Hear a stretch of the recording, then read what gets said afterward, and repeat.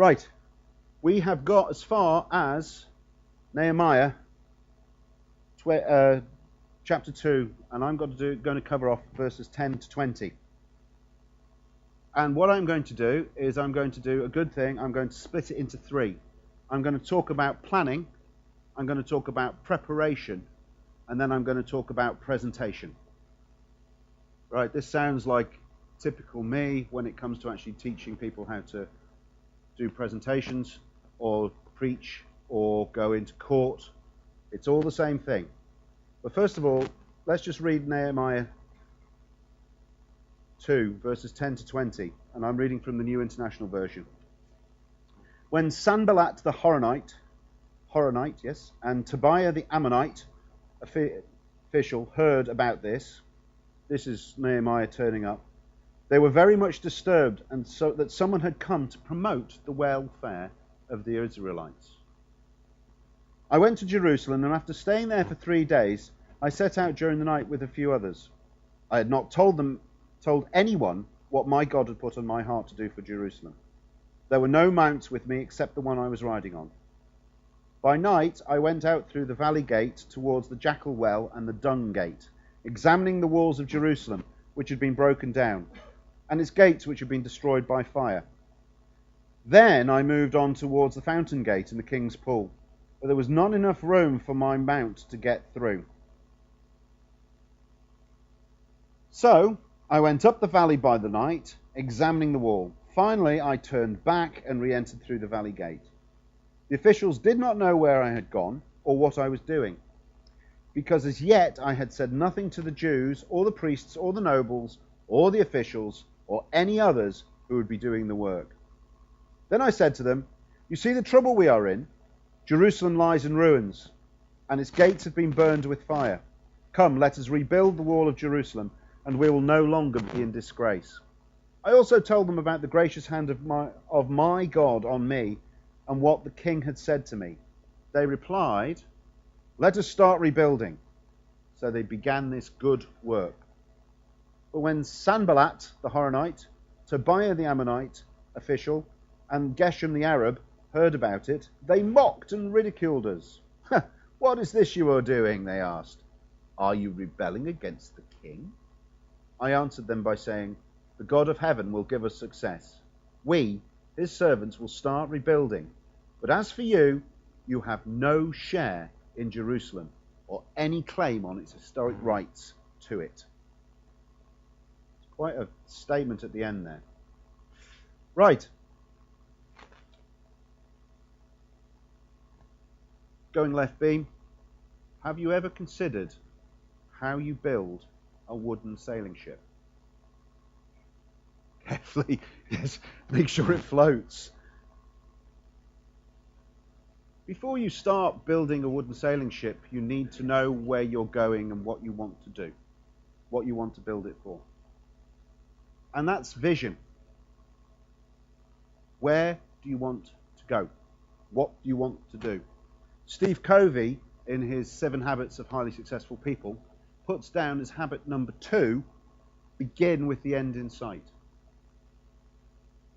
When we planted this church, when this church was planted by the people that were in Elam before I joined, they had a vision to set up a fellowship in Ramsey. They have a vision to impact this community, to bring the gospel to it. That is the vision that we have.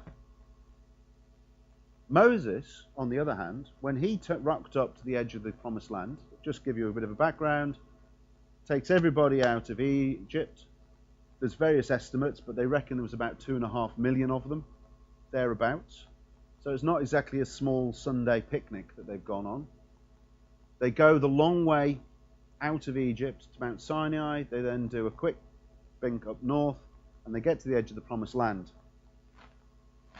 He didn't really have a plan for taking the promised land. And he goes and sends 12 guys in with a bit of a rough idea of what they want to do. You can read about it in Numbers 13 and 14. Just says to them, go and have a look. Go and see what the land is like. You know, he really didn't have a vision where he really wanted to end up. You could argue he wanted to get to the promised land, but the way it went about was just chaotic. Compare that with Joshua. Joshua sent in 2 spies with a specific mission to check out the strength of Jericho. Because he knew, first step, first stage, let's get Jericho. That's the key to get us into the promised land. There was no wandering around looking at giants and complaining about things.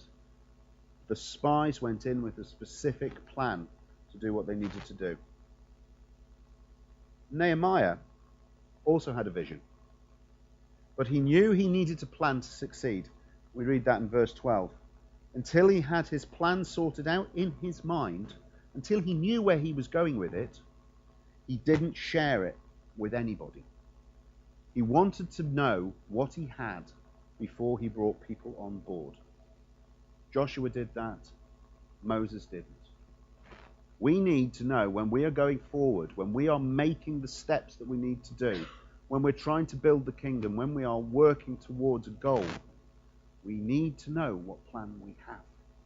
And without a plan, even though we've got the greatest vision in the world, we're going to wander all over the place. God can sometimes take a plan and take it in a completely different direction. Operation Mobilization operates a big ship around the world, taking books and education into third world countries. Operation Mobilization, their plan for that ship was just to ferry people from Europe to India. That was the first step that was put in their hearts. But when they got it, God had greater plans for them. But without that vision and the steps that they had to take, they wouldn't have done it. So I'll go back to my wooden boat. I've actually got a picture of a Viking boat here, because what I'm thinking of isn't a tiny little dinghy, isn't a little rowing boat. You've got to think about what you actually want to do with the boat. When the Vikings built their boats, they wanted a boat that would actually travel across the seas. They wanted a boat that was sturdy, that was strong, that would do the job they wanted to do, whether it was carting goods or carting men at arms. So that's your plan. Point 2, very nice music. Preparation. I had the joys of working for an advocate on the island who is arguably, well, without argument, probably the best litigator we have on this island. And he actually had one little phrase when he was preparing to go into court, is you can't prepare enough. People talk about over-preparation, but if you're doing the proper preparation, there is no such thing as over-preparation. Over-preparation can be an excuse not to go forward, but if you've got a deadline, because the Deemster is standing there waiting for you in court, you can't sit back and just use preparation as an excuse. You've got to do it. This is where my French might let me down. I have a little quote here. Dans les champs de les observations, le hasard ne favorise que l'esprit préparé. Does anybody know what that means? Joseph, that was really good. What did you say? No. It's actually Louis Pasteur, and it's very similar. It's chance favours the prepared mind. If you actually prepared to fail, yes, you're right, but that is very, very true. If you don't think you're going to succeed, it's extremely hard to succeed. Pasteur, on the other hand, said, if you are prepared, chance will favour you. In other words, if you were prepared to buy a big ship and fill it with books and missionaries and vans and sail it out to India, God can take it and he can do the most amazing things because you are prepared for what God's going to do. So Louis Pasteur, chance favours the prepared mind. Moses and the 12, I'm not going to go into details on it. In Numbers 13 and 14, it becomes very, very obvious there was no preparation. They literally turned up to the edge of the promised land. God said, send some spies in. Moses interprets that as, all right, I'll get a big committee together of 12, and they'll all go wandering in, and we're really not quite sure what we're doing, and then when they come back, we'll have a little bit of a head-to-head and see what we think. You read it. That's what happened. God just said, send some spies in. Ironically, 2 out of the 12 came back and said, we can have them. Right? Think they're tough? Ha! We've got God on our side. The other 10 weren't quite so convinced. When Joshua rocked up to the promised land, it was all about preparation. They'd been traveling through the wilderness for 40 years. Joshua knew what he wanted to do. He had seen the land 40 years beforehand. He knew what he wanted. But he wasn't going to turn around and just go, come on, let's just send a committee in and have a quick look-see, and then we can all sit down, have a bit of a chat, have a coffee, and decide what we're going to do next. He knew specifically what he wanted to do. So he spent 2 spies in. It's quite amazing to think about it now. It's never hit me before until I prepared for this. 2 guys went into the promised land for Moses that came back with good news. 10 didn't. 2 guys went in to the promised land for Joshua and came back with the information that was required for Joshua to prepare the whole country to take the promised land. Nehemiah needed to assess the scale of the project for himself. It might have been quite interesting. It might have been a different story if it had been Moses that had gone into the promised land just to check things out first. One of the sad bits in the Bible, and it really, when I read it, I just think, why? But these things happen. Moses never made it into the promised land. He had given his life to take the people, the 2.5 million people from Egypt, through the wilderness, and he got to the very edge. The story is he went up into a mountain and he looked over the Jordan and saw the promised land, and then God said, fine, you're coming home, mate. It's quite sad. Joshua, however, lived to see most of the promised land under the control of the Israelis. Nehemiah did not make the mistake that Moses made. He went with a small group, hand-picked individuals, went out.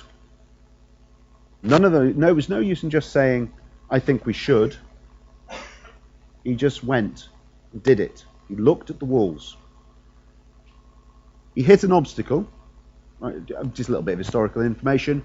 The Dung Gate, by the way, is where you took your night soil, and that's where it was shipped out of Jerusalem.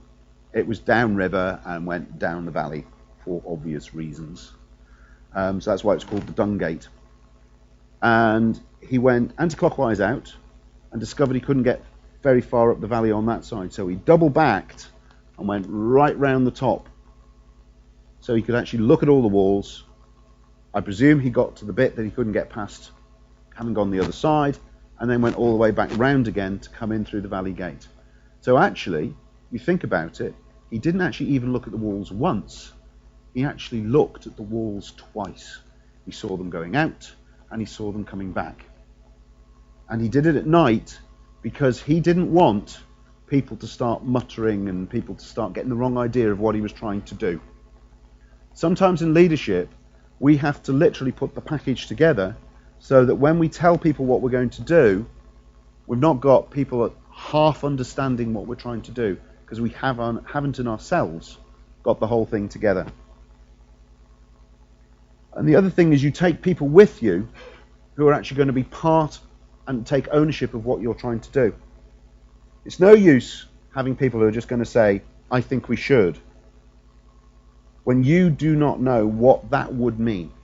Don't say, I think we should, if you haven't worked out the cost of what the should means. Before you can even share a plan, you need to prepare, and you need to be prepared to step up and take part of it. Right? One of the big things in the British Army was they led from the front. We're going through the anniversary at the present moment of various battles in World War I. We were all told if you're of a certain age, the generals were right behind the lines, and it was the front line troops that went over the top, and it was the poor old squaddies that died. If you actually read it, Eton lost more than any other school percentage-wise. And they were all second lieutenants and lieutenants. They were the officers who actually went over the top and led their men across no man's land. Right? The generals had to stay at the very, very back because they were trying to direct huge armies. And actually, the reality is that they led from the front wherever possible. Complete aside, did you know what the anniversary is today? The important anniversary? It's 600. I didn't know that one. I've got another one for you though. Agincourt, 600 years ago, Agincourt. Henry V stood up and actually said all those famous things that Shakespeare said he said, but we don't really know he said. But the important thing was they were leading from the front too. Right in the middle of that, everybody stood up, they knew the plan and they stuck to it. If you think about Agincourt, if you're interested in history at all, the problem the French had was their attitude was we'll just pile in, and because we're bigger, better, faster and heavier, we're going to beat up Henry V and his armies. What the British did, it was the Welsh and the English really did, was they said, we've got a problem, we have to plan. And they planned that battle down meticulously so that they knew that the archers would be there. And yes, it was the poor old, it was the Welsh archers that won it for us, if you want to put it that way. But it was all about preparation. They knew what they were doing. Going back to my wooden sailing ship, what the guys would do is they wouldn't just go down to the wood merchants and go, I want 20 planks and I want this and I want so many nails. They would go out into the woods and they would look for boughs, they would look for branches with the right curves so they could get the right grains to give strength to the boat. When they put that keel down, it was the most important thing that they could do. And they didn't just go down to the wood merchants and go, I need so many planks because I'm going to build a keel. They went out and found the right tree and cut the right tree down to the right shape to do the right job that they wanted. They also made sure they had the right tools ready to go. They also made sure they had the right equipment to build the boat when they were ready. It was all about planning. Building a wooden boat in Viking times is all about making sure that boat could actually get you from Norway to wherever far you wanted to go, whether it's to the Isle of Man, whether it's to Sicily, whether it was to Newfoundland and beyond. So you've got your stuff together, you're ready to go. Now you need to sell it to the people that are going to have to do it with you. There are some jobs you can do on your own, and us blokes do have a tendency to try and do things on our own when actually we need a team around us. We can try to be a little bit too self-sufficient at times, but it's better to bring more people on board as long as you give them all jobs. But what that really means, if you're translating it, is to bring a team together who share your vision, who are prepared to work and drive and push the whole thing through. In other words, you need to sell it to the people, and you sell it by coming up with a win-win. Funny enough, that's another of Stephen Covey's habits of highly successful people.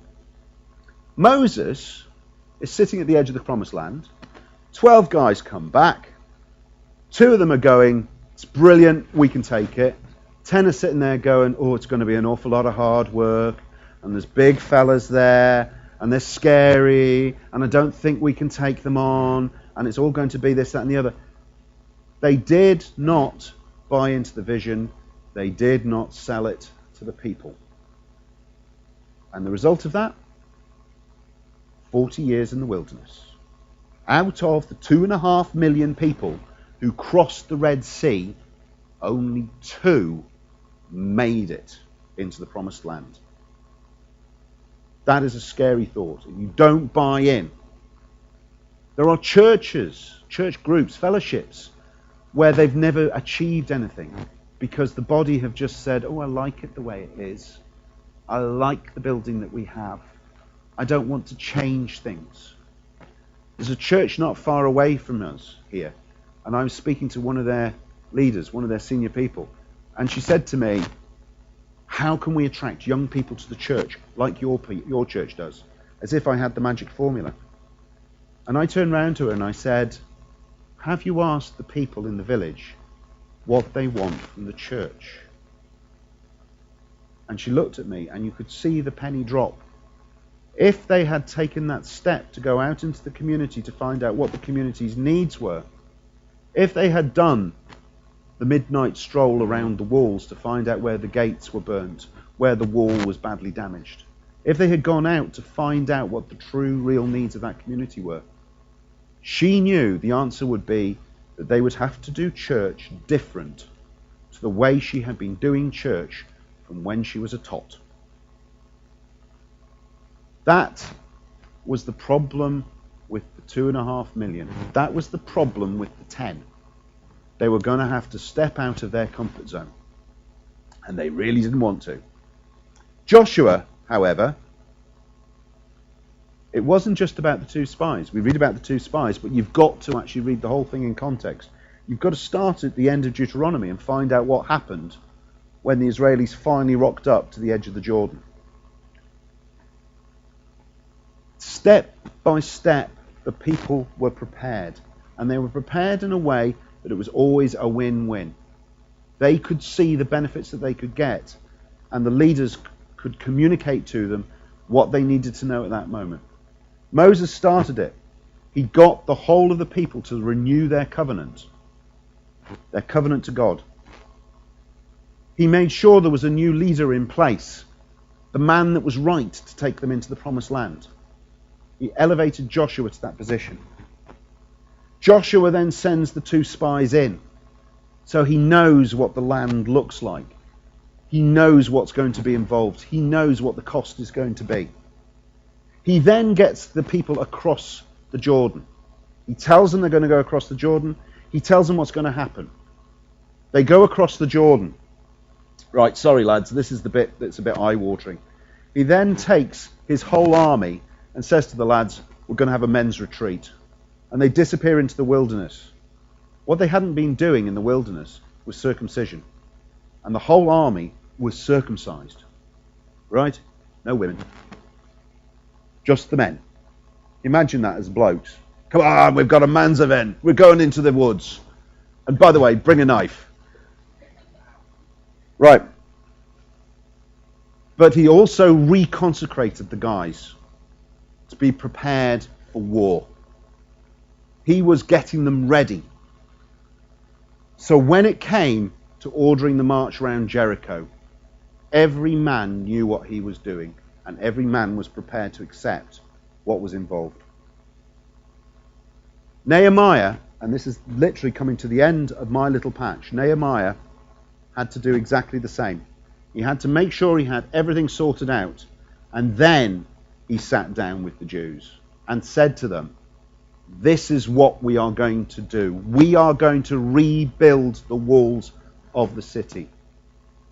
We read in Isaiah about the fact that the walls were ruined, but the Lord had redeemed Israel. And this is part of that redemption. Isaiah was writing before, am I right in this? He was writing before Nehemiah turned up to rebuild the walls. That's part of the prophecy that was there. We are going to rebuild the walls. And the people said, yes, the win for us is we are no longer to be a disgrace. We are no longer to be the laughing stock of the Middle East. We are going to rebuild the walls. We're going to hold our heads up high, and we are going to declare that our God reigns. And that's what they were going to do. Thing is, there's a price. And the question is the goal worth the price? Now, I can't tell you. I could do the big salesman thing. Yeah, this is the best thing you want to do. But each of you needs to make it in your own heart, that decision. Is the price worth it? I've made a decision to follow Christ, and I believe the price is worth it. Moses and his 2.5 million Israelites decided the price wasn't worth it. And it cost them 40 years in the wilderness. Joshua, about to bring his men over, some of the tribes went, we like it on the east side of the Jordan. We don't want to come over. So he had to do a deal with them. 2.5 tribes did not cross the Jordan. Their menfolk came over to fight. But 2.5 tribes did not cross over the Jordan. And they tend to disappear from history. They're still there, but they sort of tend to just vanish because they hadn't stepped in to the promise that God had in the new promised land. Nehemiah had most of the people saying, yes, we're going to build it. But probably the three most important people, the officials, the government, whatever you want to call them, people that were supposed to be in a position of leadership, said, no, we don't like it. And they ridiculed him. They made fun of him. Yeah, you're never going to do that. That's a big job. And anyway, it's a bit of a rebellion on the king, isn't it? Because after all, the Persians rocked up, they knocked the walls down. So if you're rebuilding the walls, it's a bit of a rebellion. Not buying into the fact that it was Artaxerxes himself, that had sent Nehemiah. Nehemiah had shared the vision with the king. The king had even bought into that, to rebuild the city walls, to make Jerusalem God's city on earth again. Interestingly enough, if you're not buying into something and it's God's will, think about it. We read in Acts 5:38-39, at the end of the trial of Peter and John in front of the Sanhedrin, it says, therefore, in the present case, I advise you, leave these men alone, let them go, for if their purpose or activity is of human origin, it will fail. But if it is from God, you will not be able to stop these men. You will only find yourself fighting against God. And that was the quote from Gamaliel, who was Paul's teacher, I think. He was one of the big wigs. He was the bright. He was the intellectual. He was the man that you went to if you wanted to get a decent answer. He said, you will only find yourself fighting against God. So I have a couple of questions for you. Are you prepared to be part of the rebuilding of the walls? The building of God's kingdom on earth? Or, due to embarrassment, criticism, cynicism on the part of friends, have you really stepped away from your calling? I don't want anybody to answer that one out loud. You'll all be sitting there going, ooh. Right. Jesus talks about this, and I'm just bringing this to an end now. Jesus talks about this, about the cost of discipleship. We need to know where we want to go, and we want to be part of God's kingdom. We need to know where the holes are in the walls, where the gates have been burnt. We need to know what we need to do to rebuild. And we need to buy in. And it reads in Luke 14:25-34.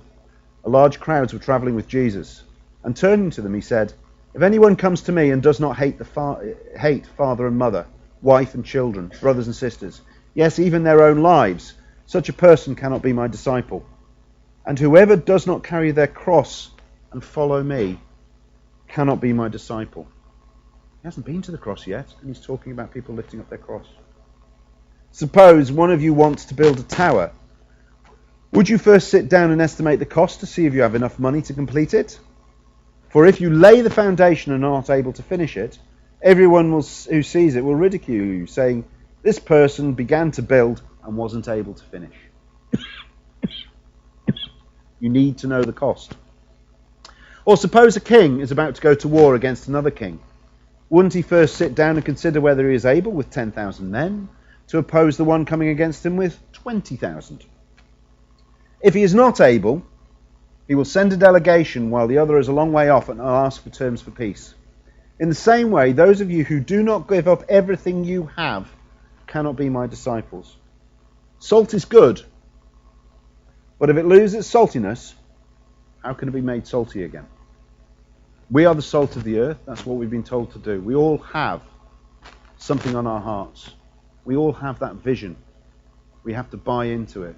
We have to prepare to put everything on the altar. We have to pick up our cross. We as a leadership here want to rebuild the fellowship, both physically and spiritually. We want to renovate and expand this building. We want to re-energize and reinvigorate the body. We want to be that difference-making fellowship that we see is needed in the heart of this community. I've got a question for you. Are you going to be like the Jews and buy into the rebuilding of the wall? Or are you going to be like Sanballat, Tobiah and Geshem and snipe from the sidelines? By the way, just give you a heads up, Tobiah appears a number of times later on in the book. In all that we do for the kingdom, when we have been given a vision, we should not rush into it. We shouldn't just rock up to the promised land, roll over the border and then come back and go, oops, that's going to be too much for us. We need to plan. We need to prepare. And we need to present well to the other people that need to come on board with us. We need to be able to sell what we want to do. And in all that we do, we need to make sure that we're doing it prayerfully. Nehemiah had to know what the job was, what it was going to cost, and he had to sell it to the people who were going to give up their time and their talents to rebuild the wall. I believe we as a fellowship can do it. I believe that we as a fellowship are the most amazing group I've ever been attached with. I've seen churches where you have 4 or 5, 10% of the church involved in the running of the church. I still can't believe, and I still have to kick myself at times, to see how many of us are actively involved in ministries in this church. I believe that we have got the people that are bought in to rebuild the walls.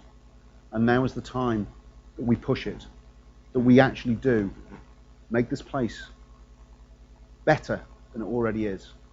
And it's a fantastic building we have. Let's push out the walls. Let's go out into the community. Let's make that difference. Let's rebuild the walls and rehang the gates.